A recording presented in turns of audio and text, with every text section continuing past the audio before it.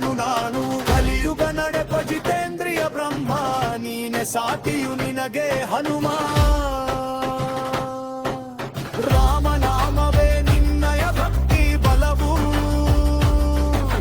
ನೀ ಹರಿಷಡ್ವರ್ಗಗಳ ತ್ಯಜಿಸಿದ ಮಹಾಗುರು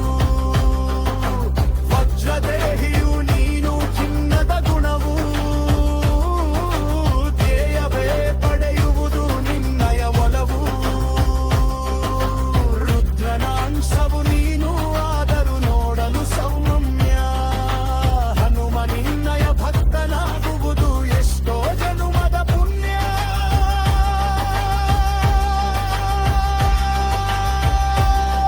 ಹನುಮಂತ ಜಯ ಹನುಮಂತ ದೀನರ ಪಾಲಿನ ಧೀಮಂತ ಹನುಮಂತ ಮಹಾಬಲವಂತ ರಾಮ ಭಕ್ತಿಯಲ್ಲಿ ನೀ ಶ್ರೀಮಂತ